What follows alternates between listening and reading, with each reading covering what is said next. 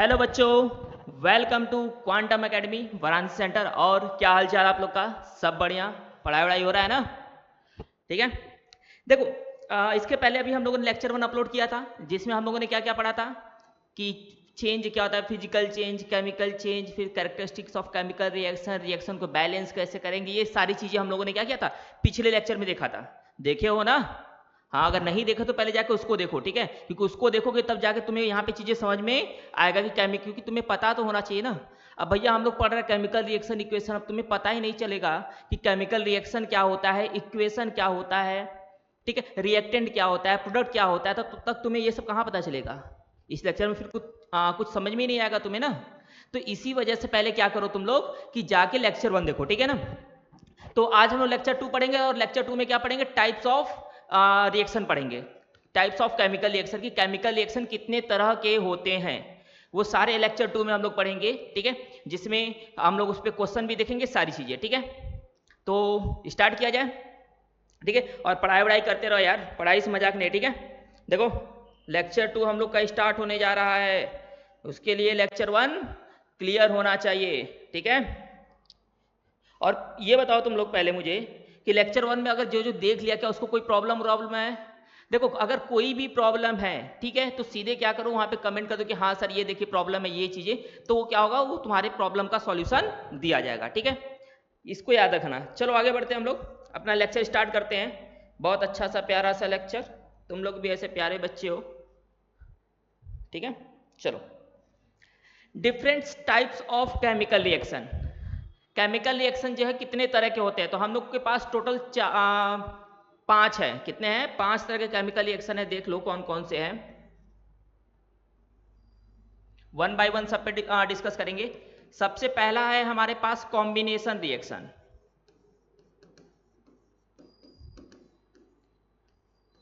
पहला कौन सा आएगा बच्चा? Combination reaction. सेकेंड आएगा हम लोग के पास डीकंपोजिशन रिएक्शन। पहला कॉम्बिनेशन मतलब जोड़ेंगे फिर तोड़ेंगे, ठीक है, फिर जोड़ के फिर तोड़ेंगे।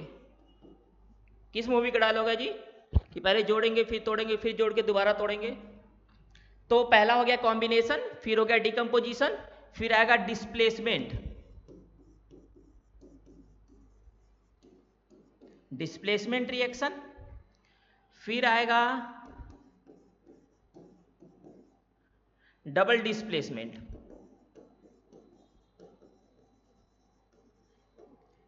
रिएक्शन। इन लास्ट हमारा आएगा रिडॉक्स रिएक्शन, ठीक है। तो टोटल हमारे पास 5 तरह के रिएक्शन है। अच्छा, ये सब फर्दर फिर डिवाइडेड, जैसे displacement reaction, sorry, decomposition reaction 3 part में डिवाइडेड है, रिडॉक्स रिएक्शन 2 पार्ट में डिवाइडेड है। तो ये फर्दर भी तुम्हारा क्या है, डिवीजन है, तो वो हम लोग टॉपिक वाइज ही देखेंगे, ठीक है। तो चलो हम लोग पहला स्टार्ट करेंगे कॉम्बिनेशन रिएक्शन से, ठीक है। तो आगे बढ़ते हैं। देखो, कॉम्बिनेशन रिएक्शन, तो कॉम्बिनेशन से कॉम्बिनेशन के वर्ड से समझ में आ रहा है कि इसमें जुड़ेगा, क्या होगा, इसमें जुड़ना होगा। तो कॉम्बिनेशन रिएक्शन क्या होगा? दोज रिएक्शन इन विच 2 और more reactant molecule combine together to form a single product. मतलब 2 या 2 से अधिक रिएक्टेंट मॉलिक्यूल कंबाइन होकर अगर एक सिंगल प्रोडक्ट का फॉर्मेशन करेंगे तो उसे क्या बोलेंगे बच्चा? कॉम्बिनेशन रिएक्शन बोलेंगे। जैसे मान लो एग्जाम, देखो वही लिखा हुआ भी है, ठीक है। जैसे मान लो A+B, ये दोनों जुड़ गए तो हमें क्या मिला? AB मिला। तो देखो 2 रिएक्टेंट था ना, कंबाइन होकर एक सिंगल प्रोडक्ट दिया कि नहीं दिया? तो ऐसे रिएक्शन को हम लोग क्या बोलते हैं बच्चा? कॉम्बिनेशन रिएक्शन बोलते हैं। क्या बोलते हैं? कॉम्बिनेशन रिएक्शन बोलेंगे। क्लियर है? चलो बहुत बढ़िया। एग्जाम्पल की बात करते हैं इसमें। तो एग्जाम्पल में देखो, जैसे मान लो H2 plus O2 give that twice of H2। अच्छा, ट्वाइस ऑफ H2 अभी बाद में लिखा जाएगा, पहले H2 लिखते हैं, ठीक है। तो ये देखो तुम्हारा केमिकल इक्वेशन हो गया। अब केमिकल इक्वेशन में 2 मैंने बताया था कि स्केलेटल इक्वेशन होता है और एक बैलेंस इक्वेशन होता है। तो ये क्या है? हमारा स्केलेटल इक्वेशन है। स्केलेटल इक्वेशन में बस उसको लिख देते हैं, उसको बैलेंस नहीं करते हैं। अब इसको बैलेंस करेंगे, मैंने बैलेंसिंग पहले बता दिया है, तो यहाँ पे 2 हो जाएगा और यहाँ पे 2 हो जाएगा, ठीक है। तो ये चीज हो जाएगा। तो देखो दो रिएक्टेंट कंबाइन होकर एक सिंगल प्रोडक्ट का फॉर्मेशन हुआ ना, तो इसे क्या बोलेंगे, कॉम्बिनेशन रिएक्शन। और एग्जांपल देख लेते हैं, मान लो N2 plus H2 give that NH3। देखो दो रिएक्टेंट कंबाइन हुए एक सिंगल प्रोडक्ट बना, ठीक है, बैलेंस करेंगे तो ये हो जाएगा हमारा, ठीक है, ये चीज है। अच्छा अब एक चीज बात समझो जरा सा, तुम सोचो, देखो एक चीज, जब किसी भी चीज को हम जोड़ते हैं, ध्यान समझना बहुत बड़ी बात है, कि जब हम किसी भी चीज को जोड़ते हैं तो वहां से हीट बाहर निकलता है।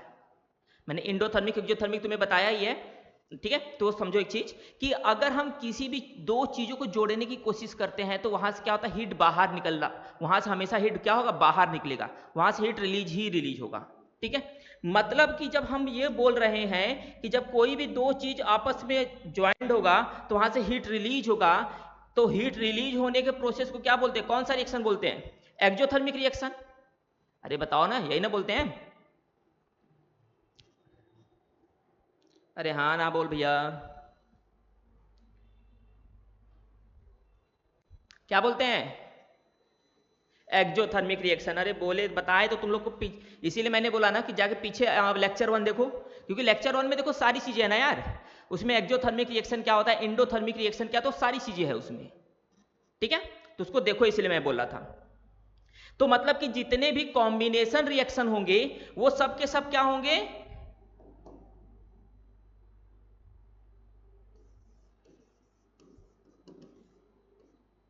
Combination reaction is exothermic in nature. जो कॉम्बिनेशन रिएक्शन होते हैं वो क्या होते हैं बच्चा, एक्सोथर्मिक नेचर होते हैं। लेकिन इसमें भी एक एक्सेप्शन है, एक्सेप्ट,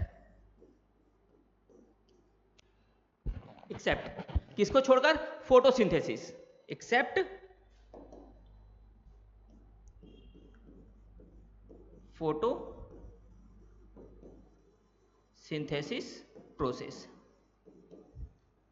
सिर्फ फोटोसिंथेसिस प्रोसेस को छोड़कर, क्योंकि फोटोसिंथेसिस प्रोसेस तुम्हारा क्या होता है, कॉम्बिनेशन रिएक्शन है, लेकिन वो इंडोथर्मिक नेचर शो करता है। फोटोसिंथेसिस में क्या होता है कि जो प्लांट्स होते हैं वो सनलाइट को एब्जॉर्ब करते हैं, और सनलाइट मतलब एक एनर्जी हो गया ना, तो एनर्जी को एब्जॉर्ब करने का मतलब इंडोथर्मिक हो गया, और रिलीज करने का मतलब एक्सोथर्मिक। तो फोटोसिंथेसिस में क्या होता है कि जो प्लांट्स होते हैं वो एनर्जी को एब्जॉर्ब करते हैं, तब जाके ग्लूकोज का फॉर्मेशन करते हैं, जिसमें रिएक्शन इन्वॉल्व क्या होता है, ये तुम्हारा रिएक्शन है CO2 प्लस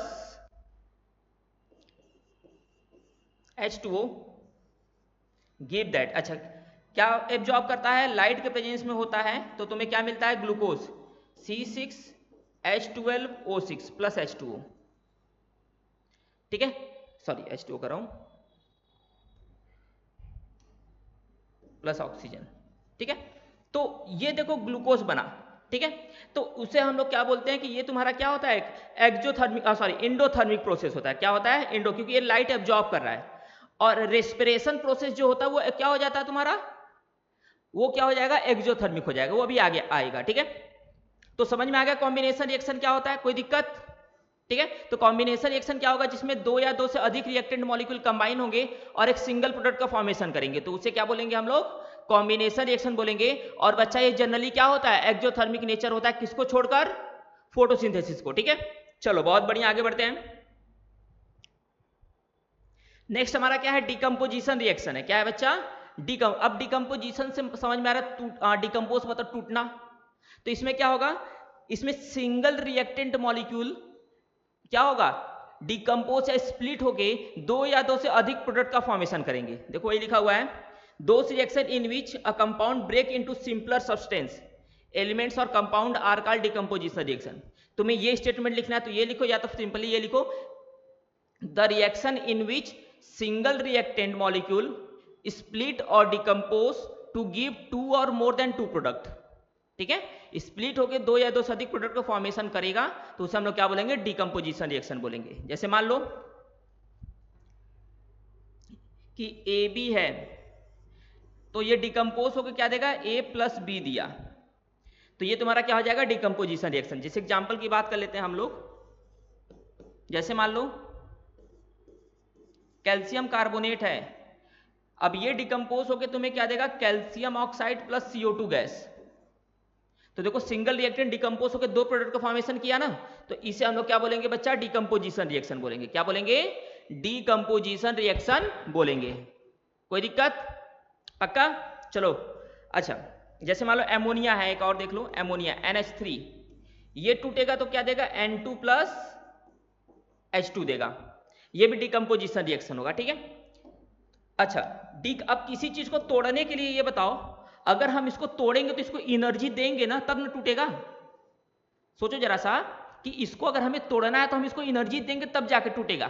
तो मतलब हम क्या बोल सकते हैं कि जो डीकंपोजिशन रिएक्शन होते हैं वो क्या होते हैं, एंडोथर्मिक नेचर होते हैं। कैसे होते हैं, एंडोथर्मिक। तो decomposition reaction is endothermic in nature. Decomposition reaction क्या होगा बच्चा, एंडोथर्मिक नेचर होगा। किसको छोड़कर,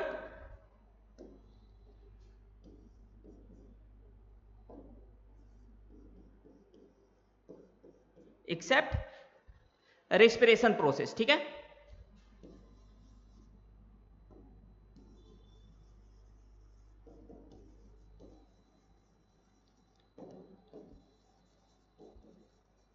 रेस्पिरेशन प्रोसेस, ये जो होता है हमारा क्या होता है बच्चा, ये एक्जोथर्मिक होता है। क्या होता है, एक्जोथर्मिक। अब जैसे रेस्पिरेशन का मतलब हम लोग क्या जो ब्रीथ करते वही ना। अब तुम ऐसे ऐसे हैंड करो, ऐसे ब्रीथ करो, तो देखो तुम्हारे हमारे माउथ से क्या होता है, वार्म एयर निकलता है, गर्म हवा निकलता है कि नहीं। इसका मतलब क्या हो रहा है कि अंदर जो ग्लूकोज होता है वो क्या होगा, स्प्लिट होता है, टूटता है, और हीट क्या करता है, प्रोड्यूस करता है। और इस बेसिकली क्या हो रहा था कि किसी चीज को तोड़ने के लिए एनर्जी देना पड़ रहा था, लेकिन यहाँ पे जब हम रेस्पिरेशन प्रोसेस कर रहे हैं तो वहां पे ग्लूकोज टूट रहा है और साथ साथ हमें एनर्जी प्रोवाइड कर रहा है, ठीक है। इसका रिएक्शन क्या हो जाएगा बच्चा, इसका रिएक्शन हो जाएगा आपका, देखिए C6H12O6, ये ऑक्सीजन के प्रेजेंस में टूटेगा तो आपको क्या देगा, CO2 plus H2O plus energy. हम लोग क्या करते हैं, CO2 को ही तो रिलीज कर, ऑक्सीजन को इनहेल करके CO2 को रिलीज करते हैं, क्योंकि ये ग्लूकोज टूट जाता है ऑक्सीजन को इनहेल करते ही, ठीक है। तो ये आपका क्या हो जाएगा, एक्सेप्शन हो जाएगा इसमें, ठीक है। जितने भी डिकम्पोजिशन रिएक्शन होते हैं वो सबके सब आपके क्या होते हैं, एंडोथर्मिक होते हैं, सिर्फ और सिर्फ किसको छोड़कर, रेस्पिरेशन प्रोसेस को, ठीक है। क्लियर है, आगे बढ़ा जाए, चलो बहुत बढ़िया। अब बात करते हैं डिकम्पोजिशन रिएक्शन भी कई 3 तरह के होते हैं, ठीक है। अभी देखो आ जाएगा types of decomposition reaction. Types of decomposition reaction देखो 3 तरह के हैं। पहला है थर्मल डिकम्पोजिशन,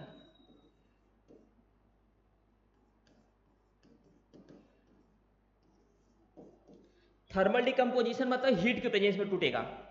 दूसरा है इलेक्ट्रोलिटिक डिकम्पोजिशन,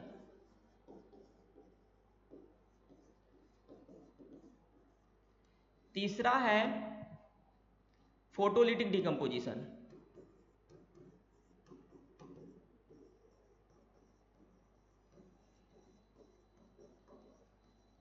ठीक है, पहला क्या है, थर्मल डिकम्पोजिशन जो हीट के प्रेजेंस में टूटेगा। दूसरा इलेक्ट्रोलिटिक मतलब करंट के प्रेजेंस में। तीसरा फोटोलिटिक का मतलब लाइट के प्रेजेंस में टूटेगा, ठीक है। सनलाइट है, कोई भी लाइट हो गया उसके प्रेजेंस में टूटेगा, ठीक है। तो सबको 1 बाय 1 बात करते हैं। तो सबसे पहले बात करेंगे थर्मल डिकम्पोजिशन, ठीक है। तो थर्मल डिकम्पोजिशन क्या होगा, compound decompose in presence of heat, ठीक है। Those decomposition reaction in which compound break down into simpler substance by heat, ठीक है। हीट की वजह से अगर वो डिकम्पोज हो रहा है तो उसे हम लोग क्या बोलेंगे बच्चा, थर्मल डिकम्पोजिशन रिएक्शन, ठीक है। इसके एग्जांपल सिंपल समझ लेते हैं। एक एग्जांपल जैसे मान लो कैल्शियम कार्बोनेट है CaCO3, हमने क्या किया, इसको हीट कर दिया बच्चा, तो आपको क्या दिया, calcium oxide plus CO2 gas. ये डेल्टा का मतलब हीट होता है, डेल्टा साइन का मतलब क्या समझेंगे हम लोग, हीट समझेंगे, ठीक है, तो यह आपका क्या हो गया, थर्मल डिकम्पोजिशन रिएक्शन हो गया। क्लियर है, चलिए आगे बढ़ते हैं। अच्छा देखो एक क्वेश्चन है कि जब हम पोटेशियम क्लोरेट को डिकम्पोज कर हीट करते हैं तो KCl प्लस 3O2 देता है। इज मतलब ये डिकम्पोजिशन ये या फिर ये रिएक्शन किसको फॉलो कर रहा है, decomposition reaction, combination reaction, displacement reaction, redox reaction. अब बताओ इसको बता लोगे कि नहीं, अब नहीं बता पाए तो सही बता, तुम इंसान ही पैजामा होगे बिल्कुल। अरे अब इतना आसान क्वेश्चन नहीं बता पाओगे, जीवन व्यर्थ है यार तुम लोग का। बता लिए कि नहीं, हाँ बहुत सही, बता लिए तो बहुत बहुत बधाई हो तुम्हें, नहीं बता पाए तो तुम लोग डूब मरो, हम सही बता रहे हैं यार। अभी बताया ना पीछे कि जब सिंगल रिएक्टेंट मॉलिक्यूल टूटेगा दो या दो से अधिक प्रोडक्ट में तो उसे क्या बोलेंगे, डिकम्पोजिशन रिएक्शन। अच्छा ऊपर से देखो तो ऑप्शन में तो डिकम्पोजिशन रिएक्शन दिया है, मतलब ये ऑप्शन तो सही होगा। अगर मान लो इसी में थर्मल डिकम्पोजिशन दिया होता, क्योंकि देखो ये हीट है, इसका मतलब क्या है, हीट, मतलब यहाँ पे थर्मल डिकम्पोजिशन हो रहा है, ठीक है, तो इसका आंसर कौन सा होगा, डिकम्पोजिशन रिएक्शन। अगर थर्मल डिकम्पोजिशन रहता तो भी सही रहता। क्लियर है, चलो भैया समझदार बनो, पहलवान ना बनो, ठीक है। चलो आगे बढ़ते हैं। इलेक्ट्रोलिटिक डिकम्पोजिशन, इलेक्ट्रोलिटिक डिकम्पोजिशन का मतलब decomposition take place in presence of current या इलेक्ट्रिसिटी, इलेक्ट्रिक करंट, देखो लिखा होगा, ठीक है। इलेक्ट्रिक करंट की वजह से अगर हो रहा है डिकम्पोजिशन तो उसे क्या बोलेंगे बच्चा, इलेक्ट्रोलिटिक डिकम्पोजिशन रिएक्शन बोलेंगे। जैसे देखो एग्जांपल की बात करें, इलेक्ट्रोलिसिस ऑफ वाटर, वाटर का जब मेरे हीरो इलेक्ट्रोलिसिस कराएंगे ना, ये हो गया वाटर जो पानी पीते हो, ठीक है, इसका हम कराएंगे इलेक्ट्रोलिसिस। जब वाटर का इलेक्ट्रोलिसिस कराएंगे तो हमें क्या मिलेगा, हाइड्रोजन प्लस ऑक्सीजन मिलेगा।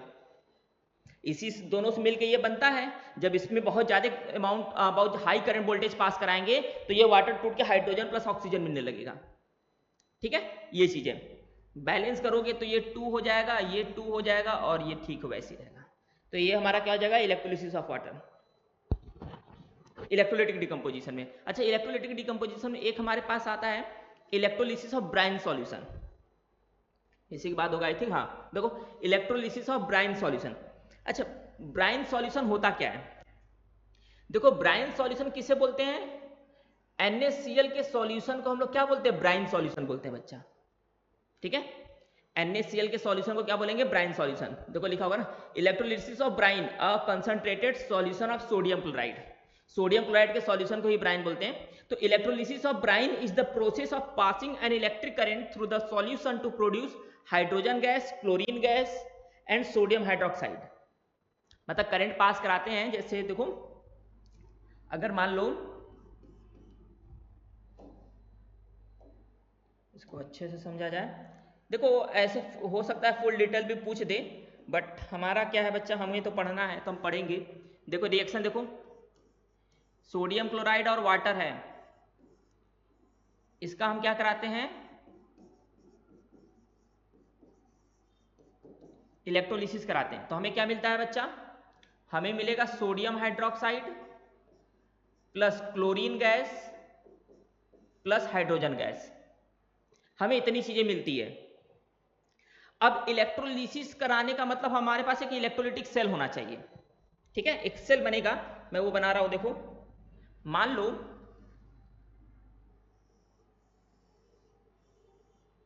ये एक सेल हो गया,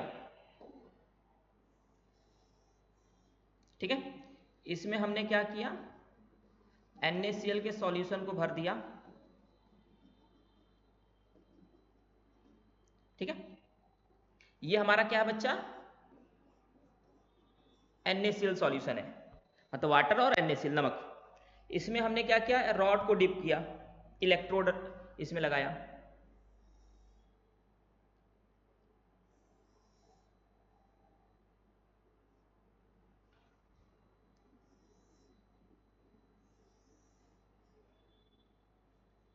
ये हो गया। इसको हमने क्या किया, बैटरी से कनेक्ट कर दिया,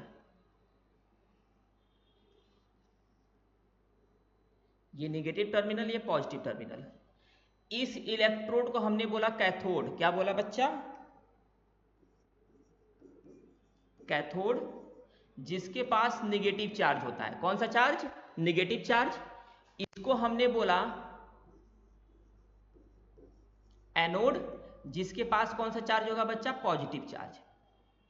जब हम इस सर्किट को कंप्लीट करते हैं, ध्यान समझना, जब हम इस सर्किट को कंप्लीट करते हैं तो ये NaCl टूटता है। मतलब देखो, करंट पास कराएंगे तो NaCl भी टूटेगा और वाटर भी टूटेगा, ठीक है। तो करंट पास कराने पे वाटर किस में टूटेगा? वाटर टूटेगा तुम्हारा H+ में और OH- में, और NaCl में पास कराने से किस में टूटेगा? ये Na+ में, Cl- में, ठीक है, इसमें ये टूटते हैं। तो इसकी वजह से अब देखो, क्लोरीन के पास कौन सा चार्ज होता है? माइनस चार्ज होता है। तो इसमें का जो Cl- होता है, इसमें जहां जहां Cl- है और जहां जहां H+ है, Cl- जाता कहां पे है? एनोड इलेक्ट्रोड पे। माइनस तो प्लस वाले की तरफ भागेगा, और H+ किधर जाता है? कैथोड वाले के पास, ठीक है। तो याद रखना कि एनोड पे कौन सा गैस बनेगा? Chlorine gas, Cl2 gas. Anode पे इवॉल्व होगा Cl2 गैस,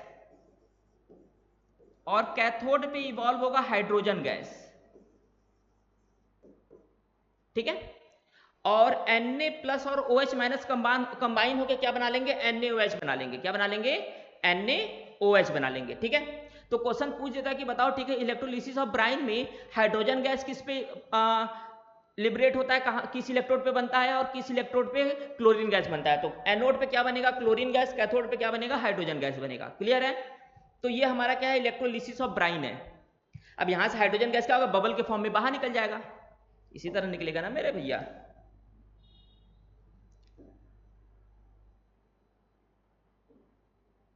यहां से क्या होगा? बबल के फॉर्म में ये कौन सा गैस निकल जाएगा? Chlorine gas. यहां से बबल के फॉर्म में कौन निकल जाएगा? हाइड्रोजन गैस बाहर निकल जाएगा। अब चाहे तो हम उसको अलग से स्टोर कर ले, कोई दिक्कत है नहीं, ठीक है। तो ये हमारा क्या हो गया? Electrolysis of Bryan. क्लियर हो गया, ठीक है। इसको अच्छे से कॉपी में बना लेना, ठीक है ना। चलो आगे बढ़ते हैं। Decomposition in presence of sunlight. अब सनलाइट के प्रेजेंस में डिकम्पोजिशन की बात करते हैं बच्चा, ठीक है। तो डिकम्पोजिशन अगर लाइट के प्रेजेंस में हो रहा है तो उसे क्या बोलेंगे? फोटोलिटिक डिकम्पोजिशन या decomposition in presence of light, कुछ भी बोल सकते हैं। इसके एग्जांपल की बात करता हूं मैं।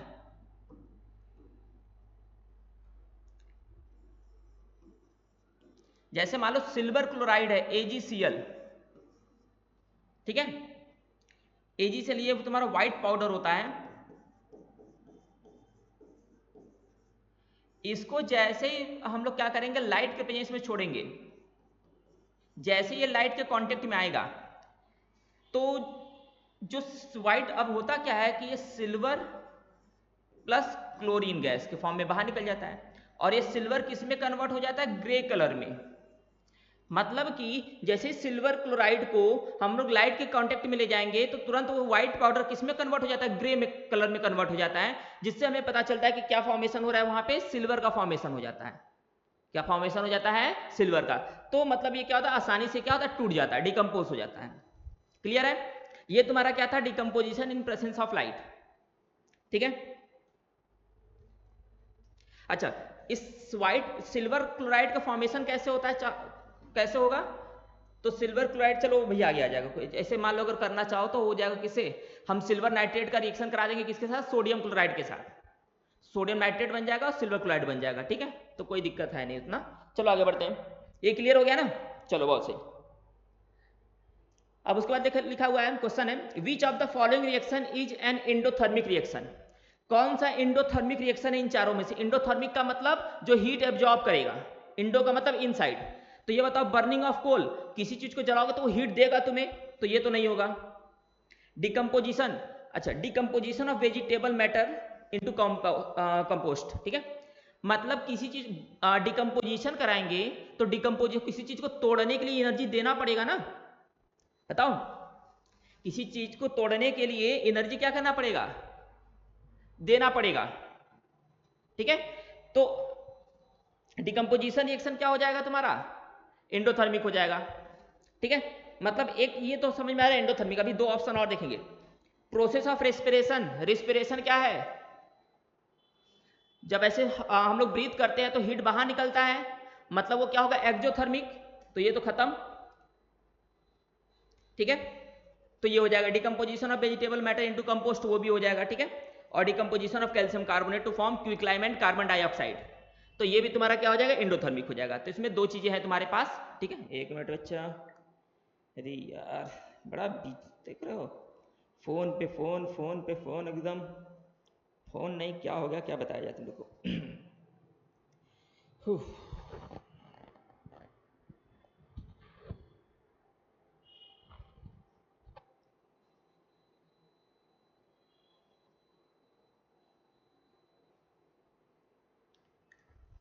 ठीक है, तो ये चीज होगा। तो decomposition of calcium carbonate to form quicklime and carbon dioxide क्या हो जाएगा तुम्हारा, एक एंडोथर्मिक होगा। इसका कंडीशन होता है, तो कंडीशन तो हम लोग भी पढ़ना है ना, वो हायर क्लासेस में, तो ये भी हम इसको क्या मान के चलेंगे कि वो भी तुम्हारा क्या है, एक्जोथर्मिक रिएक्शन है। ठीक है, हम लोग क्या मान के, क्यों मान के चलेंगे, क्योंकि देखो इसका कंडीशन है, बट फिलहाल में इसलिए मान के चलेंगे क्योंकि बेसिकली कोई भी वेजिटेबल होता है तो उसमें क्या पाया जाएगा, ग्लूकोज पाया जाएगा, कार्बोहाइड्रेट पाया जाएगा, तो वो एक तरीके से तुम्हारा जब हम रेस्पिरेट करेंगे तो वो हो जाएगा। तो इसी वजह से हम मान के चलते कि वो नहीं होगा। तो ऑप्शन कौन सा हो जाएगा हमारा, डी वाला ऑप्शन रहेगा। ठीक है, अरे यार फिर आ गया,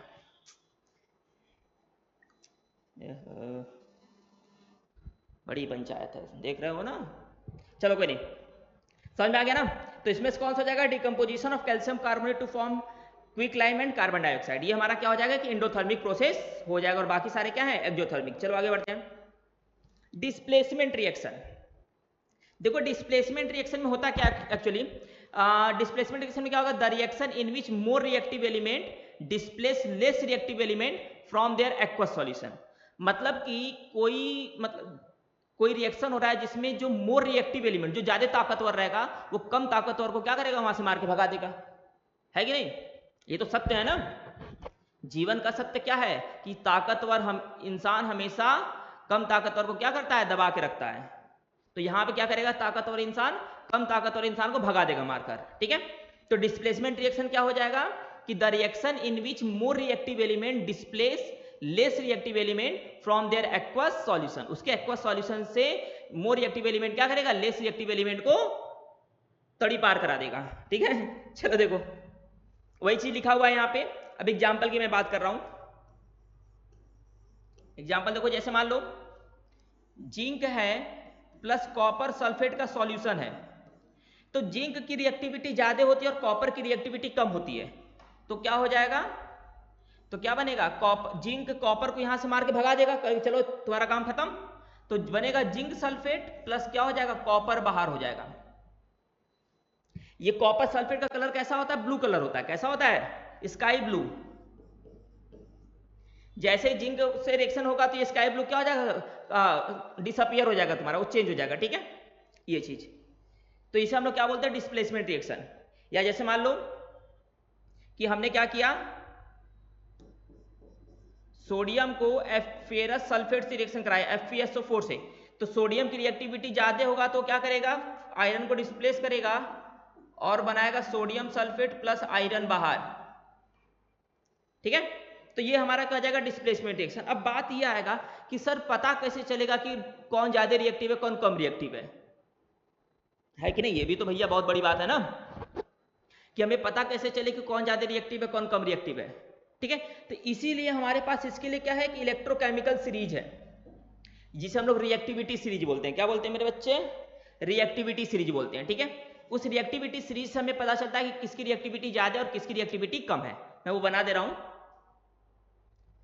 चलो स्लाइड खाली है। देखो क्या है रिएक्टिविटी सीरीज हमारा,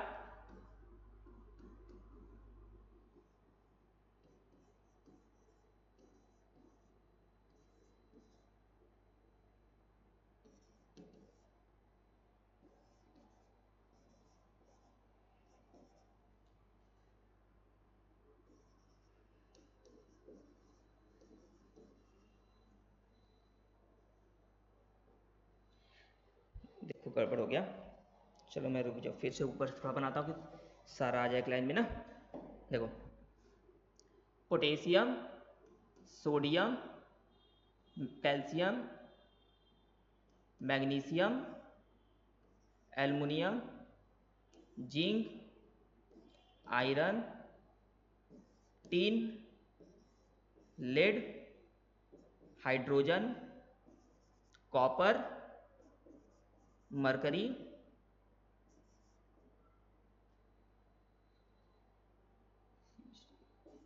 सिल्वर, गोल्ड, प्लेटिनम।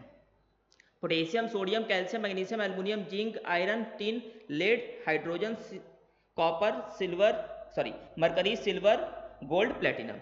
याद कैसे करोगे? तो मैं वो भी लिख दे रहा हूं।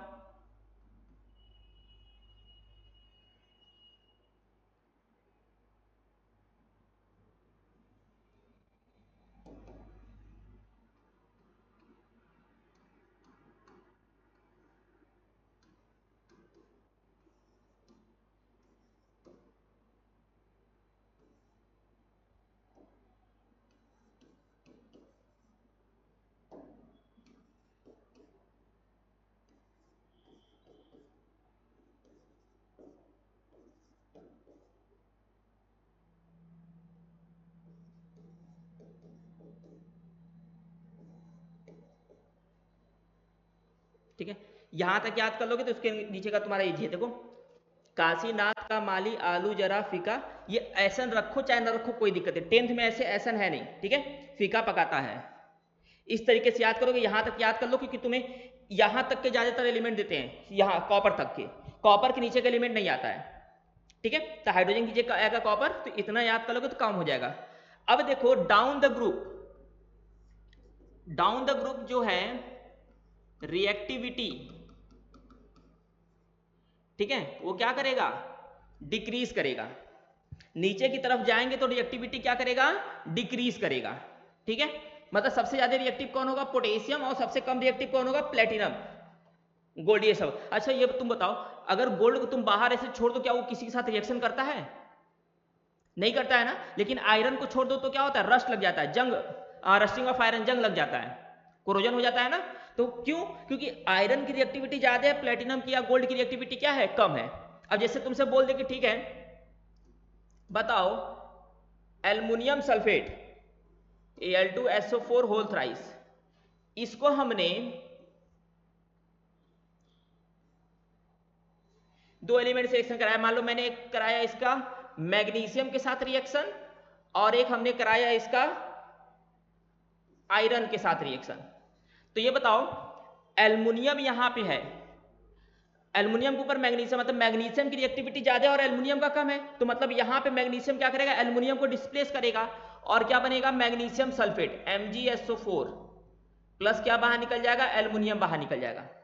लेकिन ये बताओ जब एल्युमिनियम का हम आयरन से रिएक्शन कराएंगे तो आयरन की रिएक्टिविटी तो कम है और एल्युमिनियम का ज्यादा है, मतलब कि आयरन क्या करेगा? एल्युमिनियम को डिस्प्लेस कर पाएगा? नहीं करेगा। जब भैया डिस्प्लेस करेगा ही नहीं तो क्या लिखेंगे? सीधे नो रिएक्शन, काम खत्म। समझ में आ गया ना? तो ये हमारा क्या था? डबल डिस्प्लेसमेंट रिएक्शन था। क्या था बच्चा?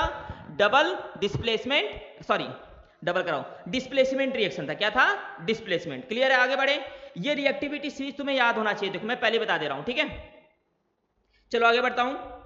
नेक्स्ट क्या है? अच्छा देखो क्वेश्चन है कि zinc liberate hydrogen gas when react with dilute hydrochloric acid whereas copper does not, explain why. बोला है कि जब हम जिंक का रिएक्शन हाइड्रोक्लोरिक एसिड से कराते हैं तो वो हाइड्रोजन गैस प्रोड्यूस करता है, जबकि कॉपर के साथ नहीं करता। तो मान अब देखो हाइड्रोक्लोरिक एसिड मतलब HCl, इसका रिएक्शन दो मेटल के साथ हुआ, एक हुआ जिंक के साथ और एक हुआ कॉपर के साथ। अब देखो बोला कि जिंक ने रिएक्शन किया, कॉपर ने किया, मतलब जिंक हाइड्रोजन गैस को लिबरेट किया, मतलब जिंक हाइड्रोजन यहां हट गया होगा और कॉपर के साथ हाइड्रोजन नहीं हटा होगा। तो देखो कैसे,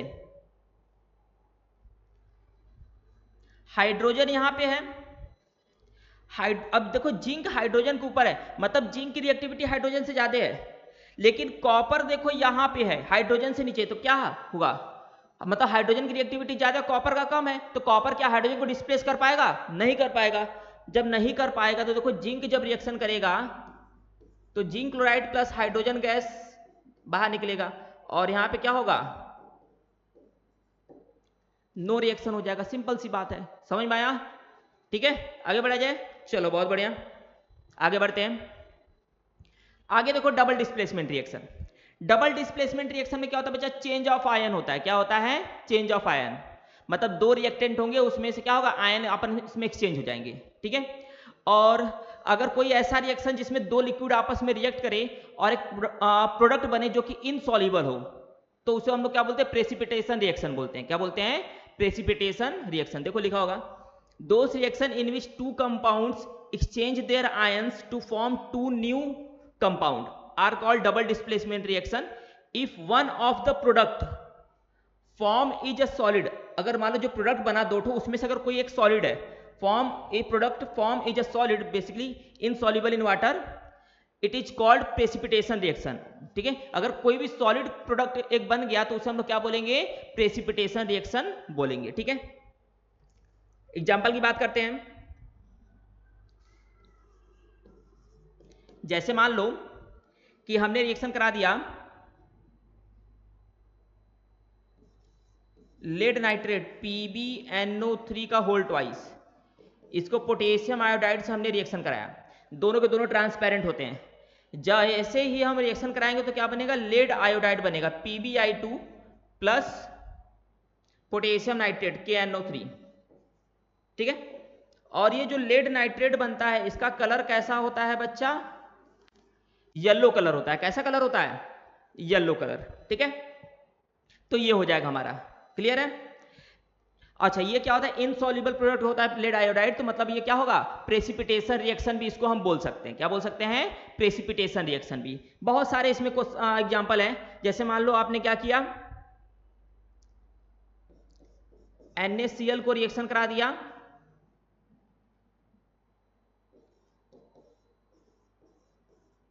FeSO4 से, तो क्या बनेगा? आपका बनेगा FeCl2 प्लस Na2SO4। देखिए वही ना हुआ, सोडियम आयरन की जगह चला गया और आयरन की जगह कौन आ गया?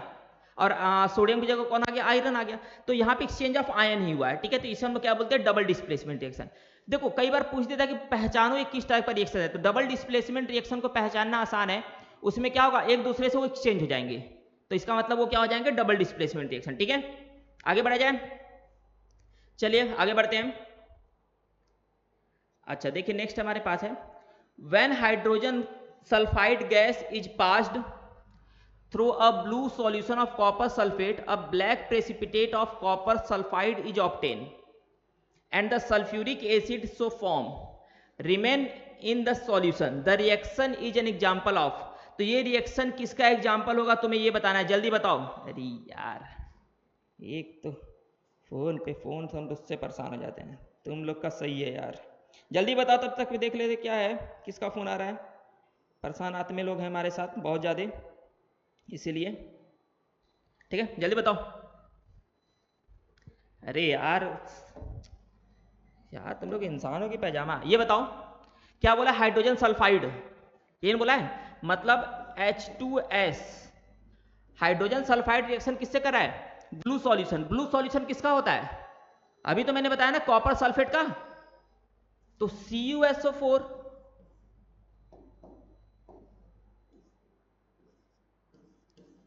कॉपर सल्फेट का सॉल्यूशन ब्लू होता है। तो जब इससे रिएक्शन कराया गया, ठीक है, तो क्या बोला गया कि एक black precipitate of copper sulphide बना। ठीक है, मतलब CuS जो होता है कॉपर सल्फाइड ना, इसका ब्लैक कलर होता है, प्लस क्या बन जाएगा? H2SO4। ठीक है, बोला है ना, copper sulphide is obtain and the sulphuric acid so form. तो देखो सल्फ्यूरिक एसिड बन गया, कॉपर सल्फाइड बन गया। अच्छा, इस कॉपर सल्फाइड का कलर कैसा है? ब्लैक प्रेसिपिटेट है, PPT।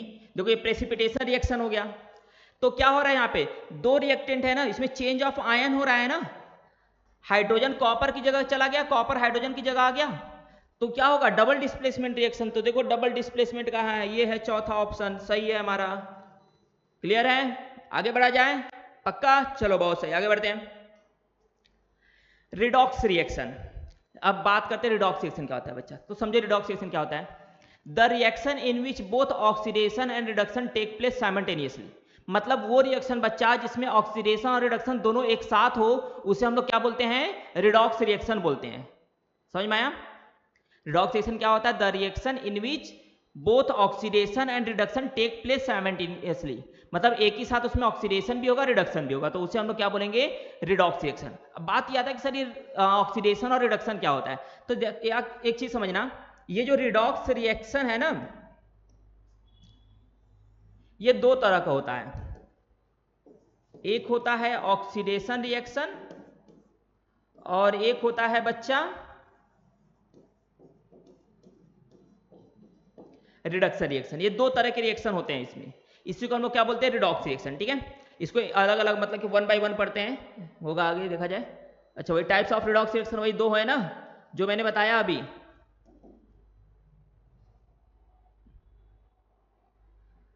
एक क्या है,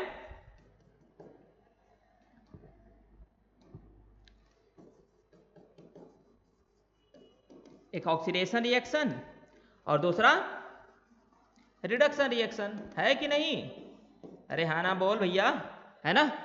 दो तरह के, एक ऑक्सीडेशन रिएक्शन और दूसरा रिडक्शन रिएक्शन, तो इसको वन बाय वन बात करते हैं हम लोग। सबसे पहले बात करेंगे ऑक्सीडेशन रिएक्शन क्या होता है। तो ऑक्सीडेशन रिएक्शन क्या होता है समझो। ऑक्सीडेशन रिएक्शन में पहला होता है एडिशन ऑफ ऑक्सीजन। अगर ऑक्सीजन ऐड हो रहा है तो इसका मतलब ऑक्सीडेशन होगा, ठीक है। फिर दूसरा है इसी में रिमूवल ऑफ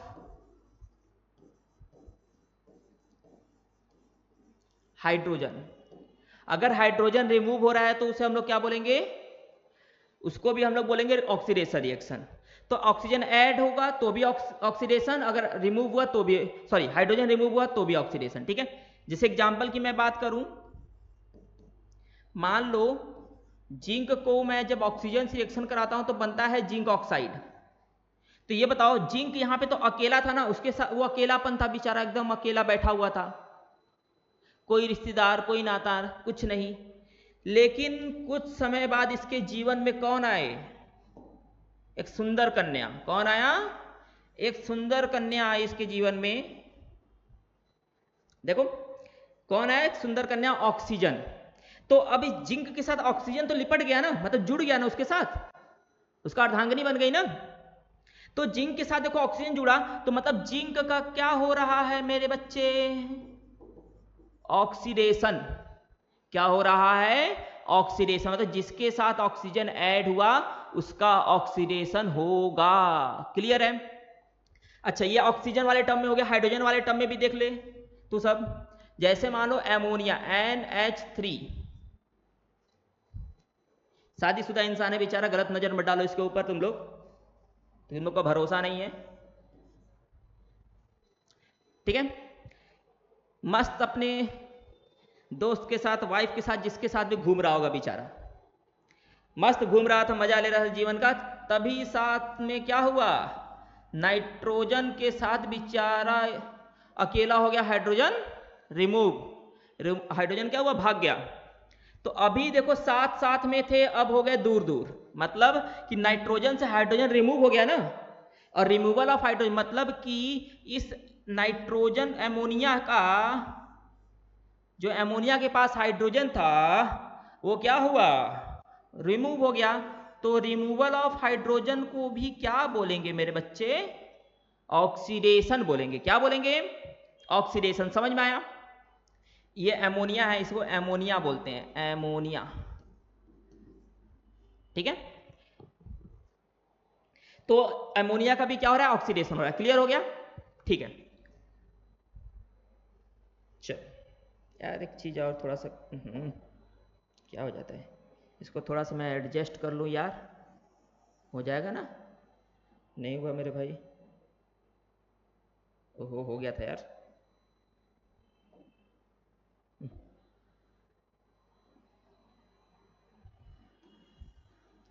एक मिनट रुक जाओ, ये इधर कहीं आ जाएगा। बताओ, जिसको आना वो आ ही नहीं रहा है। छोड़ो कोई नहीं, सब मोह माया जीवन की। अच्छा, इससे आ जाएगा, इससे तो यही पूरा हिल जा रहा है। छोड़ो कोई नहीं, थोड़ा सा यहाँ पे जगह की कमी हो जाएगा मेरे बच्चे, इसलिए कर रहा था। चलो कोई नहीं, समझते हैं हम लोग अपने पढ़ाई वाले समय पे आते हैं। ज़्यादा माथा पच्ची नहीं करना चाहिए, ठीक है। तो ये देखो दो केस में हो गया कि ऑक्सीजन ऐड हुआ तो भी ऑक्सीडेशन, अगर हाइड्रोजन रिमूव हुआ तो भी ऑक्सीडेशन। जैसे यहाँ पे एडिशन का एग्जांपल हमने देख लिया, यहाँ पे रिमूवल का एग्जांपल देख लिया। अब हम बात करेंगे मॉडर्न कॉन्सेप्ट। मॉडर्न कॉन्सेप्ट क्या है? मॉडर्न कॉन्सेप्ट क्या है? लॉस ऑफ इलेक्ट्रॉन को हम लोग क्या बोलते हैं? ऑक्सीडेशन बोलते हैं। मॉडर्न कॉन्सेप्ट क्या है? Loss of electron is called oxidation. अगर कोई एलिमेंट इलेक्ट्रॉन को लॉस करता है तो उसका क्या होगा? ऑक्सीडेशन होगा। क्या होगा?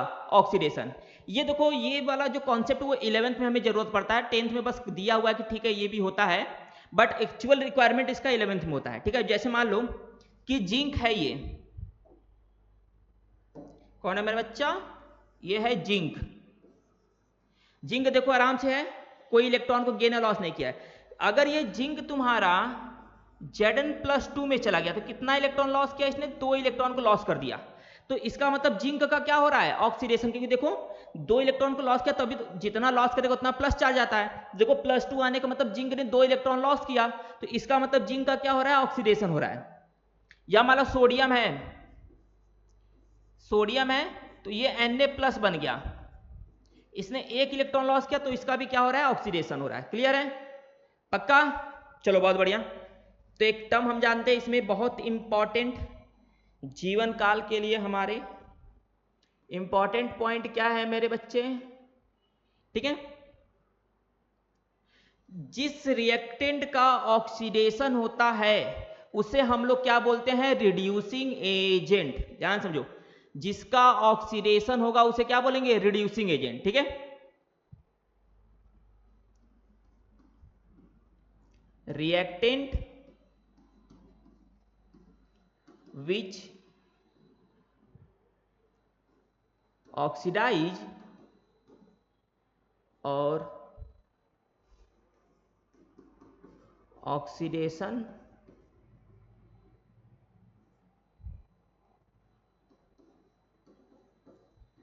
take place called as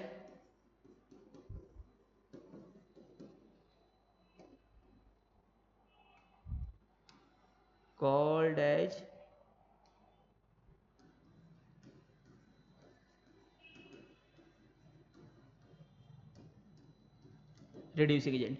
जिस सब्सटेंस का या जिस भी रिएक्टेंट का ऑक्सीडेशन या जो भी ऑक्सीडाइज हो रहा होगा, ठीक है, उसे हम लोग क्या बोलेंगे? रिड्यूसिंग एजेंट बोलेंगे। जैसे देखो जिंक का ऑक्सीडेशन हो रहा है तो ये जिंक सिर्फ और जिसका ऑक्सीडेशन और सिर्फ उसको बोलेंगे। ऑक्सीजन का कुछ नहीं हो रहा तो उससे हमें कोई लेना देना नहीं। तो जिंक का क्या हो रहा है? ऑक्सीडेशन हो रहा है। इसका मतलब कि जो जिंक है ये किसकी तरह बिहेव करेगा? रिड्यूसिंग एजेंट की तरह बिहेव करेगा। अच्छा, यहां पे एमोनिया किसकी तरह बिहेव करेगा? क्योंकि एमोनिया का ऑक्सीडेशन हो रहा है तो ये भी किसकी तरह? रिड्यूसिंग एजेंट की तरह बिहेव करेगा। जिंक का भी ऑक्सीडेशन हो रहा है तो ये किसकी तरह बिहेव करेगा? रिड्यूसिंग एजेंट की तरह। सोडियम भी किसकी तरह बिहेव करेगा? रिड्यूसिंग एजेंट की तरह। मतलब सिंपल सी बात है बच्चा कि जिसका रिडक्शन होगा वो रिड्यूसिंग एजेंट की तरह बिहेव करेगा, और कुछ भी नहीं। क्लियर है ना? कोई दिक्कत नहीं? ठीक है, चलो बहुत बढ़िया। तो ये हमारा क्या था बच्चा? ऑक्सीडेशन था। क्या था? Oxidation reaction. अब आते हैं रिडक्शन रिएक्शन पे। तो रिडक्शन में देखो जस्ट उल्टा हो जाएगा, रिवर्स ऑफ ऑक्सीडेशन मेरे बच्चे। इसमें क्या होगा?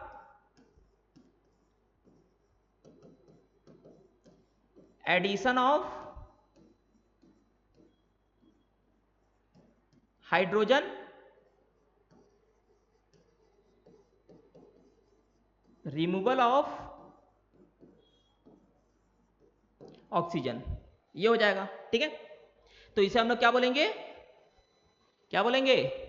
अगर ये केस आता है, अगर हाइड्रोजन ऐड होता है या ऑक्सीजन रिमूव होता है तो उसे हम लोग क्या बोलेंगे? Reduction reaction. जैसे एग्जांपल की बात कर रहा हूं मैं,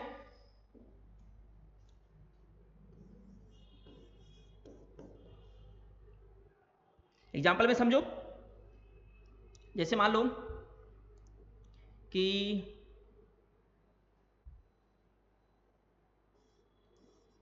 कैल्शियम ऑक्साइड है, कैल्शियम ऑक्साइड से क्या मिल गया हमें? कैल्शियम प्लस ऑक्सीजन बाहर हो गया। ठीक है, तो अब देखो कैल्शियम के पास क्या था? यहां पे ऑक्सीजन था ना इसके पास, इस बेचारे के पास ऑक्सीजन था, ऑक्सीजन के साथ मस्त मजा मार रहा था, घूम फिर रहा था यहां से वहां। एक दिन बाहर गया घूमने, उसके साथ कौन, क्या हुआ? दुर्घटना हुआ, ऑक्सीजन क्या हुआ? उसको छोड़ के चला गया। जब छड़ा, अब ऑक्सीजन जब चला गया तो बचा सिर्फ कैल्शियम। तो ये बताओ कैल्शियम ऑक्साइड में से ऑक्सीजन क्या हुआ? रिमूव हुआ ना। और रिमूव होने का मतलब इसका क्या हो रहा है? क्या हो रहा है? रिडक्शन हो रहा है। क्या हो रहा है? रिडक्शन। समझे? ठीक। अच्छा एक और एग्जांपल समझ लो। जैसे मान लो तुम्हारे पास है CuSO4 प्लस, नहीं ये वाला मत लो, नहीं तो तुम लोग को 112 MB का दिमाग है वो भी हैंग कर जाएगा, तो वो भी दिक्कत हो जाएगा मुझे। ठीक है, हम लोग अच्छा सा सिंपल वाला लेते हैं। मान लो ये लेते हैं, नाइट्रोजन है, ये है बेचारा हाइड्रोजन, इधर गया तो ये बन गए रिश्तेदार एमोनिया। अभी पीछे वाला एग्जांपल है, बस रिवर्स कर दिया मैंने उसको। तो अब देखो नाइट्रोजन यहां पे अकेले था, बाहर गया घूमने, कौन जुड़ गया? हाइड्रोजन जुड़ गया। तो नाइट्रोजन में देखो हाइड्रोजन ऐड हुआ ना, और ऐड होने का मतलब इसका क्या हुआ? रिडक्शन हुआ। क्या हुआ मेरे बच्चे? रिडक्शन। क्लियर हुआ? तो ये हो गया रिडक्शन। अच्छा अब इसमें भी मॉडर्न कॉन्सेप्ट है हमारे पास, आधुनिक विज्ञान की बात करते हैं।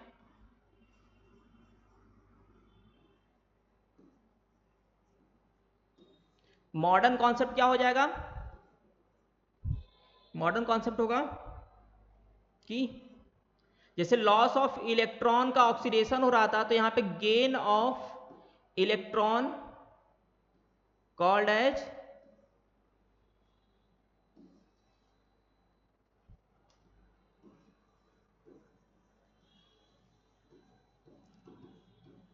रिडक्शन। ठीक है, अगर कोई भी रिएक्टेंट या कोई भी एलिमेंट इलेक्ट्रॉन को गेन करेगा तो उसका क्या होगा? रिडक्शन होगा। ठीक है, एग्जाम्पल से हम लोग समझते हैं, क्योंकि हमारा दिमाग 512 MB से कम है तो एग्जाम्पल चाहिए हम लोग को।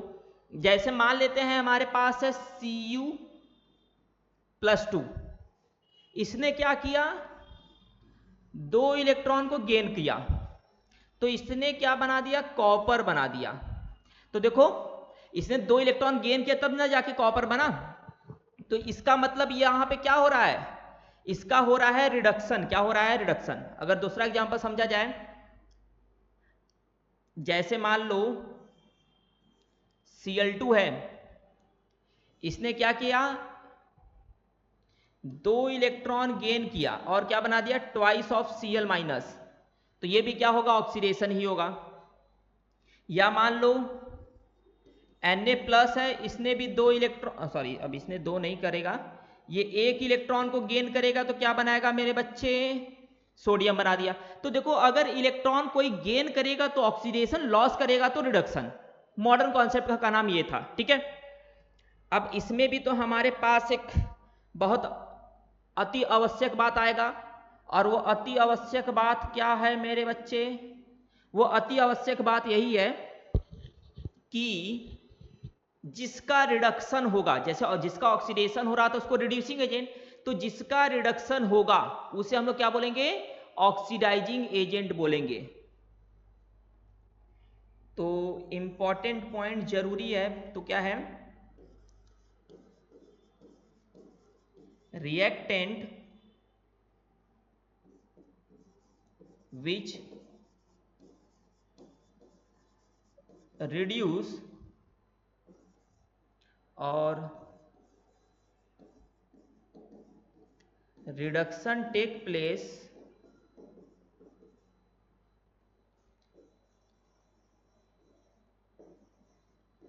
कॉल्ड एज, क्या बोलेंगे?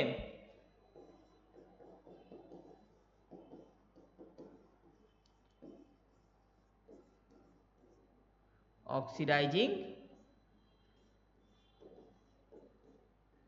एजेंट। तो इससे हम लोग क्या बोलेंगे बच्चा? मतलब जिस रिएक्टेंट का रिडक्शन होगा या जो रिड्यूस होगा उसे हम लोग क्या बोलेंगे? Oxidizing agent. तो ये बताओ, ये कैल्शियम ऑक्साइड, इसका रिडक्शन ही हो रहा है ना, तो ये किसकी तरह बिहेव करेगा? ऑक्सीडाइजिंग एजेंट की तरह। नाइट्रोजन किसकी तरह बिहेव करेगा मेरा बच्चा? ऑक्सीडाइजिंग एजेंट की तरह। अब देखो यहाँ पे ये सब के सब क्योंकि इन सब का क्या हो रहा है? रिडक्शन ही तो हो रहा है ना। ये सब के सब किसकी तरह बिहेव करेंगे? ऑक्सीडाइजिंग एजेंट की तरह। ठीक है, तो ये हमारा क्या हो गया? Reduction reaction. क्लियर है? समझ में आया? देखो बहुत खास नहीं है मेरे बच्चा, ठीक है ना, बहुत खास नहीं है इसमें, ऐसा भी नहीं कि बहुत पहाड़। देखो सब कुछ सिंपल सिंपल है बिल्कुल, ठीक है ना, सारी चीजें क्या है? बहुत सिंपल है। तो इसमें बहुत ज्यादा परेशान होने वाली बात नहीं है। चीजें अब देखो, अब मान लो ठीक है 9 से 10th में आया, कुछ चीजें अलग है, तो एक बार दो बार पढ़ोगे अपने आप क्लियर हो जाए। हमारे साथ तो एक बार में क्लियर हो जाना चाहिए, बट नहीं हो रहा है, तो एक बार और पढ़ो, देखो न क्लियर हो जाए तो फिर का नाम से। ठीक है, चलिए आगे बढ़ते हैं। हाँ यहाँ पे कुछ नहीं है। ओ धन्यवाद आ गया, लो। मतलब कि हमारा आज का लेक्चर यहाँ पे, आज का सेवा समाप्त। ठीक है, चलिए सेवा समाप्त हो गया बात, ठीक है। बट आज मैंने जो भी पढ़ा वो सारा समझ में आया? कोई भी डाउट ऐसा कि हाँ सर ये नहीं समझ में आया, इसमें कोई दिक्कत? देखिए जो भी दिक्कत है, जो भी जैसा भी रहेगा, आप हमें मैसेज करिए वहाँ पे जो भी मतलब कि यहाँ पे आप देख रहे हैं वहाँ पे कमेंट में कर दीजिए कि सर हाँ ये प्रॉब्लम हो रही है, ये भी थोड़ा कुछ भी जो भी चीज़ें हैं आपको समझ में आ रही है, ठीक है, वो सारी चीज़ें आप पूछिए, कोई दिक्कत नहीं है। ठीक है, चलिए बहुत बढ़िया। इसको देखिए आप जितना ज़्यादा से ज़्यादा हो सकता है उतना ज़्यादा देखिए, कॉन्सेप्ट क्लियर करिए, और अपने दोस्तों को भी भेजो यार। अकेले पढ़ के तुम लोग भौकाल बनाओगे अपना? क्या चाह रहे हो तुम्हारे दोस्त फेल हो जाए? नहीं ना, तो अपने दोस्तों को भी भेजो कि तुम्हारे दोस्त भी पढ़े, पास हो भी हो, नाम रोशन करे मेरा।